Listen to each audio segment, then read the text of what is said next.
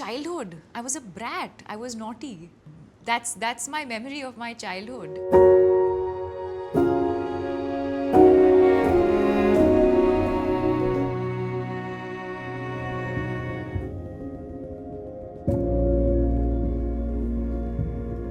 But yes, I think my initial years started with a lot of.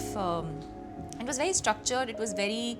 I would think like most other homes, wake up in the morning, go to school, come back, friends, play downstairs. Both my sister and I were not into watching television or reading. For us, it was more about going downstairs and playing, in the building with our friends, playing cricket, playing hide and seek. And then at some point in my life, I remember I started playing professional badminton, and I think that's when my life changed a little bit. Because then as an athlete, you have a routine and you have training. So my life started with 4:35 in the morning. You go for your first round of physical conditioning, come back. I didn't get permission from school to sort of go late. So I would finish my physical conditioning, come back home, quickly have a shower, have breakfast, run to school and just about make it in time for my first class. School would finish around 3:34, come back home, have a snack, again rush to the court because this was the on-court session. Throw in a massive session for a couple of hours, come back, do homework, have dinner, crash. That was literally my schedule from Monday to Friday. And Saturdays was, I think, catching up on homework, occasionally maybe going out as a family. We didn't really go out much. We hardly watch very many movies. And even eating out was sort of very streamlined, and maybe once in a week we'd maybe go out to a restaurant. And that was my life until I was about 16, and then board exams happened, and then I realized that this is not what I wanted to do professionally, and that modeling and acting was my calling, and here I am now. For me, it was similar in many ways in terms of structure. It was very regimented, very structured. But I think there was one thing not similar, which was that as a young boy, I hated sport. I was this fat little boy whose only talent in life was to miss physical education classes at school. I was in a boarding school and I hated it there, but I used to receive a letter from my father practically every day, and it had one thing in common, which was to play sport. Of course, I didn't listen to him. And I finally got out of boarding school and started going to a day school. And that's where I got introduced to the sport of shooting. I was looking for just a pastime after school hours to do something, and a family friend introduced me to the sport of shooting, and I went to my first formal shooting session, and I loved it, because to be successful in that sport, I had to stand still. Right. and not really run around too much. But that was, of course, the entry into the sport. To do well, I had to also make my my weak point a strength.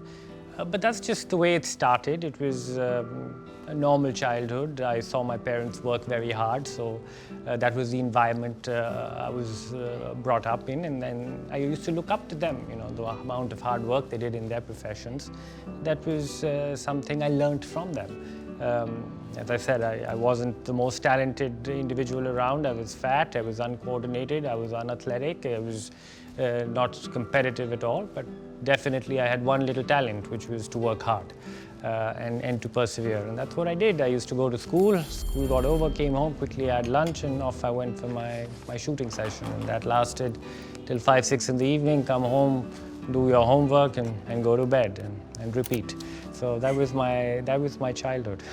How did your father react to, because you mentioned you weren't a very sporting, so athletic person, and he'd write to you almost every single day asking you to pursue a sport. So when your family friend introduced you to this, and then he sort of saw the wheels churning, and how did he react to that? Was he happy, or was it pressure? Or? No, I think he was my father was absolutely delighted because he came from a little bit of a sporting background, having played sport at the school level. My grandfather used to play hockey as well, so he always wanted to see his child play some sort of sport. I think Professionally or no, just play sport? just play sport for the sheer joy of playing sport, and there was no real target set on day one that you have to go to this. Those were my decisions I had to make, and while my parents really supported me through my long journey, and they supported me materially to provide for me, to get me the adequate training. But I believe their biggest contribution in my 20 odd years in sport was to, of course, support me morally when I felt hopeless. They continued to see a lot of hope in me, and those were many days in my career where this hopelessness was lingering around. And also the greatest contribution, one of the greatest contributions they made was they gave me the space to make my own decisions and to make my own mistakes. And that was critical. That was critical for my growth over a period of time. Even though there were times when they would have thought differently, they suggested something but never pushed me towards something. I had to own my successes and I had to own my failures. And that was a great thing what they did. And whenever parents come up to me and ask me, how did your parents do, what did they do? I just tell them, you have to support your kids, but you also have to give them the space to develop, because when you're in an Olympic final, or when that moment of truth comes in an environment which requires performance, one thing is certain, and that is that you're going to be all alone. True. And you have to find that courage and that conviction from deep within. And that is a process. It doesn't, for some people it may come naturally, but for most it is a learning, and it is a journey that you have to work your way through. So I think that was the greatest contribution that my parents gave. They always created an environment of great positivity. To be very honest, I wasn't the most positive individual around. I was borderline negative, more realistic. I say that athletes, you're an actor, and I say that the athletes are the best con men and con women that exist in the world, because we have to con our minds every day in believing into the fact that we are the best.